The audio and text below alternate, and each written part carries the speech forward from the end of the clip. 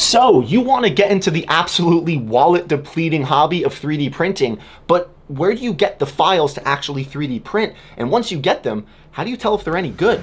Let's talk about it.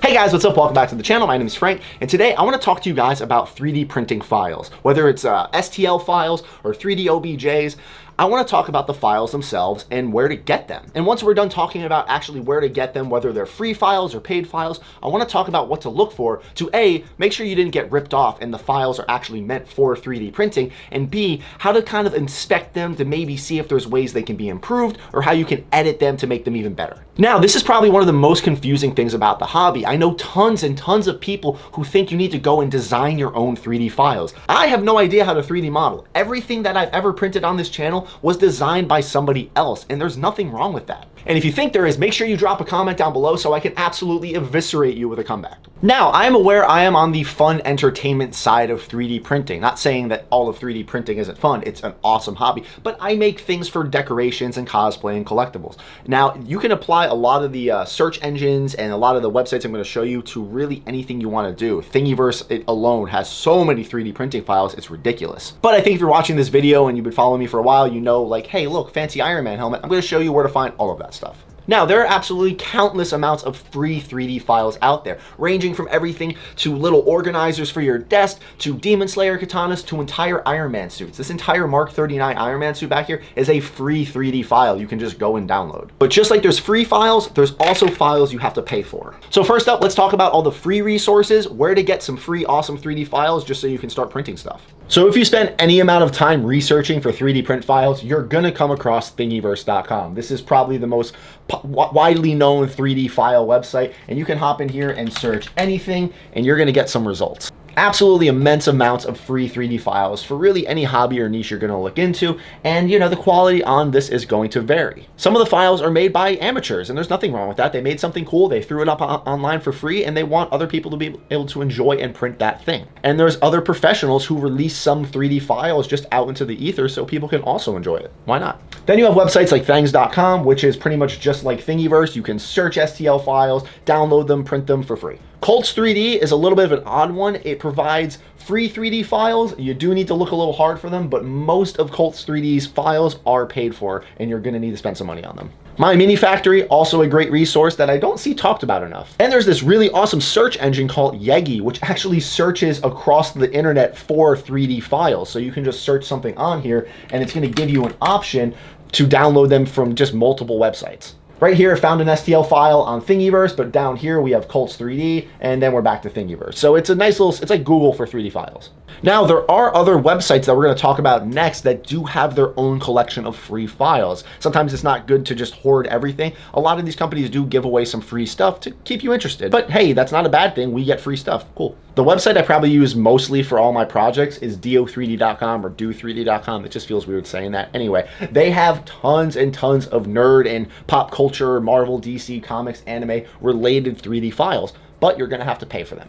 This is actually the website I got my Mark 85 Iron Man suit from, and if you scroll up just a little bit, you'll see a free spot for the Mark 39 right here for download. They also have an entire tab over here for free files. They're constantly updating this. They do add free stuff occasionally, and they sometimes typically release a better version of the file that you'll have to pay for, like the Green Goblin helmet. If you guys saw my build video on that, you'll know the differences between those two files. The only other website I know of right now that is competing or, you know, in the same realm as Do3D is Nico Industries. He also offers a multitude of 3D printable files. He also offers some type of subscription service where you pay like 10 or 15 bucks a month and you can download a massive library of 3D files. So if you want to pay for the file itself, I think you can still do that on his website, or you can just browse other websites, or you can pay for the subscription service and just have access to all of his stuff. Things from there get a little more niche when you start dealing with some of the websites. You have a website called galacticarmory.com, and he does sell his 3D files, but it's very much Star Wars based. He has some of the best Mandalorian files out there. So go check him out if that's your thing. He's also a really cool dude, so go and support him. And then we're back to Cults 3D. Like I said before, you can find a ton of files on this website.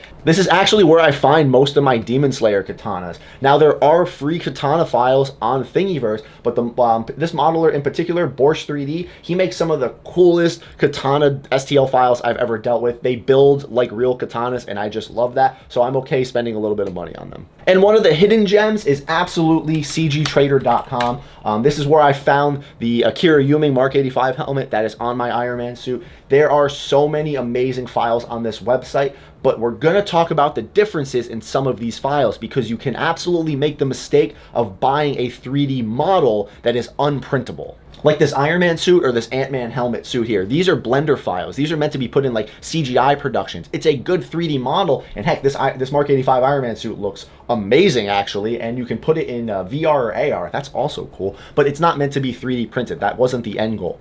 You can adjust these files to be printed, but that is not this video, and it is a lot of work. So when you're browsing websites like this that don't only offer 3D printable files, make sure you're paying attention to the model type. You're looking for OBJ, STL, you're looking for those type of things. If it doesn't say OBJ or STL, it might not be a 3D printable file, so be careful. And another website that is slept on for paid 3D files is Etsy. You can hop on Etsy and search a multitude of things. Iron Man, Mandalorian, Power Rangers, there are tons of files on this website to download. And a lot of the independent modelers who are scattered across Instagram and Facebook, who do a lot of their own little 3D modeling, or might have a little shop you can click in your bio, they host a lot of their stuff on Etsy or CG Trader, so you might just stumble upon a lot of these independent modelers and end up getting one of their files. This is actually how I found this White Ranger helmet that I just recently did in another video, and it's turned into one of my favorite projects ever, and I was just browsing Etsy for files. And lastly, the independent modelers, and I literally could spend hours and hours in this video just talking about all the people out there who are 3D modeling stuff and either giving away some of their files for free, or charging you a little bit of money because they're putting in the hard work to make these things. So I'm just going to name some of the few people I've directly worked with, but this does not discount anybody else I forgot to mention. So if you made it here, congrats. Vec 3D, if you follow me, you probably already follow this guy and know about a lot of his models. His Iron Man helmets are awesome. He is always pumping out great files. You also have, I'd say, his partner in crime, Walsh 3D, who just released this ridiculous Mark 85 helmet that I want to print.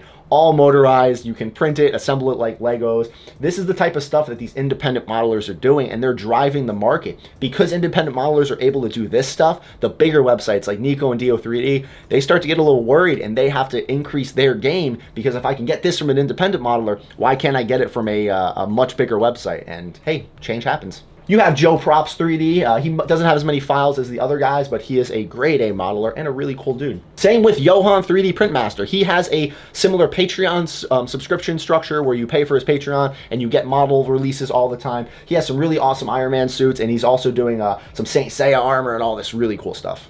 And then you have Bionic Author Trace. He doesn't model as much as the other guys, but he does have a shop on CG Trader where he does put out some of his files, and he's also a really cool dude. So that's most of the websites I currently know about, and there are plenty I didn't mention, but this hopefully will put you in the right direction on looking for whatever file you're trying to find.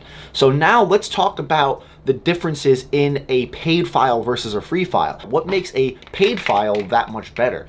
Well, unfortunately, there's no strict one-way answer for this. This is gonna vary immensely from modeler to modeler. Like I said before, some people just really like designing this stuff and putting it out there for free because that's what they enjoy. They just enjoy making this stuff, where other people are trying to make a career out of it. It is a source of income, so they value their time, and it's not discounting either way. You still, if it's a paid file, pay for it. Don't steal files. If you paid for a file, don't send it to a bunch of people or add it to a group chat. Make sure you go and support these independent modelers or even these websites. Just because you paid for it one time doesn't mean you get to go and disseminate it out onto the internet. Well, he got his money. No, you're stealing from him. Pay for your files. But money doesn't grow on trees, and not everybody has money to spend on 3D files, but please don't steal from these people. If you don't have the money to do it, either find a free 3D file on any of the websites I just showed you, or learn to 3D model by yourself. You can download Blender for free and make literally anything. It just takes time. And that's my PSA about stealing. Don't do it. So now you've gotten your 3D file. You got a free file off of Thingiverse and you got a paid file off of CG Trader or wherever. Let's look at the files just to see some of the things you might run into in terms of model errors or scaling issues, or you not being able to cut them up properly, or just the improvement that could have been made on them. So let's get back to this thing. Okay, let's first start off by looking at what I consider to be a bad 3D file. I'm not going to mention where I got it because it is no longer available. The modeler has gone and since updated it and completely revised it, so this isn't something you guys will ever end up with again, hopefully. Now, I love to use Mesh Mixer for reviewing and looking at 3D files, and the only good thing this file had going for it was saving the 3D telemetry, the spatial positioning of all of the models. When I went in here and dropped all the files into Mesh Mixer, it actually remembered where they were when they were edited and cut. Now, if you've watched some of my other videos on editing 3D files, you could probably already figure out that I could more than easily select these files as a multiple piece and then combine them into one part and export it. But they never offered one full katana scabbard. So if I wanted to print this in one solid piece, I don't even have the option to do that without risking some model errors or even print errors where I'm going to recombine them. The same goes for the blade. Now again, I can select all of them and combine them, but because of the way they were cut and exported, there's going to be a little bit of stuff left into those unions. It would have been much more beneficial to not only provide the pre-cut blade, but the full blade for the people who don't need to cut it. On top of that, initially when I had received the file, there was nowhere in this file to add any strength or structure. There was no hole going through the handle to allow me to put a wooden dowel or a rod. When you're printing props like this, you need to consider how it's going to be strengthened. Just 3D printing it might not be enough. Upon requesting that they change the file and add a hole, I got back a very sloppily thrown bored hole through the entire model that actually comes out the bottom. This isn't good. Not to mention the fact that the handle, the cap, and the hilt are all one piece. If I go over here to separate shells, I should be able to break these apart into 3 different pieces. I want to be able to print them as separate parts for painting and assembly. That's not an option. Now I could go through with a plane cut feature and cut off the hilt and cut off the detail and then go to the bottom and cut off the cap. But when you're paying for a model that doesn't have a lot of parts, you really should be expecting these type of things to be done for you. Now, if this was a free file, I'd have absolutely no room to complain, and you kind of get what you get. But in the case of getting a free paid file, providing this feedback is absolutely crucial, and there are certain standards that I feel should be met. Especially when there is a free Thingiverse file of the same katana that does all of the things I just explained. It's broken into parts properly, it gives you the full blade so you can make the cuts. This modeler was thinking about it actually being printed and not just making something to make some money. So you're gonna run into some problems like this, but if you have the chance to give feedback and or get your money back, always try to do that, please. Now let's look at another file that really I had no problems with and was modeled really nicely. This is a Mandalorian helmet by Akira Yuming, and everything looks great. Everything dropped into place exactly where it was supposed to be, and though there is no solid version of this helmet, again, I can use Mesh Mixer to sit here, take the ear parts, take the little vent cover on the back, and I can combine this into one full file that I can print all at once, or I can print it how the modeler had intended and separate all those little pieces. Now, another problem you might run into when dealing with files, free or paid, is a scaling problem. Most files I've been dealing with nowadays are pre-scaled to each other. And what I mean by that is if I print the dome part of an Iron Man helmet at 100% scale, literally drag, drop into my 3D printing program, position it, print it, and then I go and print the faceplate, they're gonna fit together. They both printed at the right scale at 100%, and I don't have to worry about that. And while it isn't as common anymore, there are still plenty of files floating around out there that have a scaling problem. Now, I've gone and induced this problem onto an Iron Man suit file that I have. I have too many 3D files right now and I cannot locate the cruddy ones, but I just want to get you guys a little preemptive information on this. So Budwin's files, this free Budwin Mark 85 suit is scaled properly. I've just gone and messed with it, so now we can go and fix it. First off, when I dropped the file in, the abs did not align with the chest, unlike some other files where they'll click right in. Well, that's pretty easy to fix if you select, where is it, transform? I don't even know my own program. And then we can move the abs down and try to line them up. But already we can see that that chest is way out of proportion to the abs. Unfortunately, I have heard some 3D modeling companies say, oh, it doesn't matter if the parts aren't scaled, you're gonna have to scale them anyway if you wanna print it. And that is such a BS cop-out. I do not buy it. Complain, make a stink about it, because that's not right. The files themselves should be scaled properly in proportion to themselves. Because what if I want to just print a statue, print everything at 100% scale, slap it on a stand and call it a day? I don't want to have to sit there and fiddle with the parts in my modeling program to get them to fit the right way. They should already fit. Let me adjust the scale afterwards. So once you get everything aligned, I can now play with the scale itself. And whatever you're scaling things up or down, typically you'll be able to uniform scale them. That means X, Y, Z all at the same time. If files fit so poorly that you need to ununiform scale them, so the top of the abs I need to stretch out, but the bottom I need to shrink in, something is very, very wrong. Contact the modeler immediately. In this case, I'm just gonna start scaling this up. Let's see, 125%. And that looks closer. I think it's actually supposed to be bigger. I actually already forgot the number I picked. That looks better. That looks like it's the right size. And now what I can do is I can move it back. And that lines up perfectly. And depending on how bad the file is, you might have to play with this back and forth and adjust it. But there are ways to, check and make sure that things are lined up. Now, after I position and scale this ab, I can then go and export it, and it will stay in that same position. It'll stay at that same scale. So now if I go and drop the chest and the abs into Cura or Prusa or wherever, they're gonna be at this same size and scale. Anytime I download new 3D files, whether it's with a maker or seller that I have used 100 times or a brand new file, I always drop the files into Mesh Mixer and look at them. I make sure they line up properly. I kind of just review them to make sure that I didn't get ripped off or scammed and that they're even printable to begin with. Another good thing to do when you get a brand new file, aside from just dropping it in a Mesh Mixer and looking at it, if it's a full file like this, click it, hit separate shells and see what comes apart. Sometimes you might be surprised that what parts will actually just separate naturally because that's how the modeler made it, and it could actually make printing a lot easier depending on what breaks off.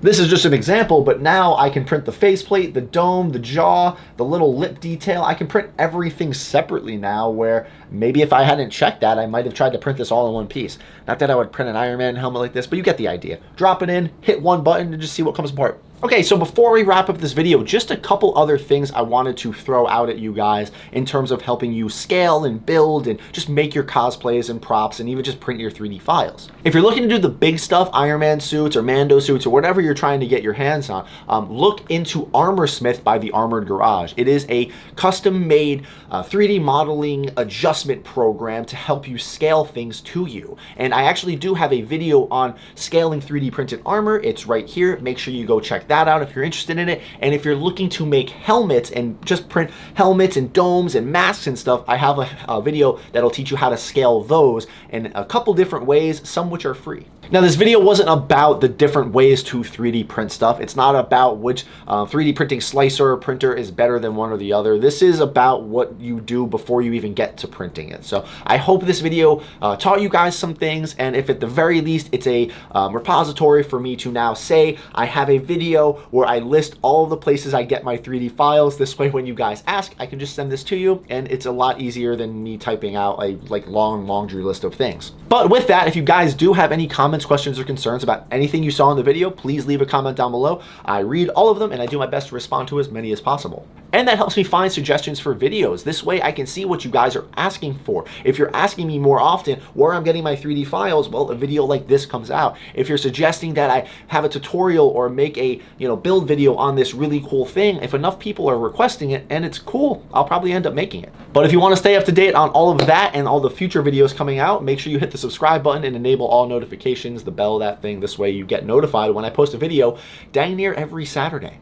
And I'm finally remembering to plug my Twitch channel because I completely keep forgetting to do that. I'm on Twitch now. I'm still doing YouTube lives. Those are fun and more orchestrated. I'm going to teach you guys something there. I love my YouTube lives, but I am now also on Twitch. It's more of a behind the scenes workshop kind of stream. We're just hanging out here at the desk. I'm building an Iron Man helmet or teaching you some cosplay or props or working on electronics, or just doing a general Q&A. I am working on getting to be able to stream in my garage, the brand new workshop. There's a video on that coming out, so stay tuned for that. But yeah, Twitch is a lot of fun, and thank you everybody who has been supporting me there. I'm not gaming. It's not for gaming. If you guys aren't interested in that, I totally get it. It's for literally everything else. It's for this, but on Twitch. It's fun. Go check it out. But that's going to do it for this video, guys. As always, thank you so much for watching. You have a good day.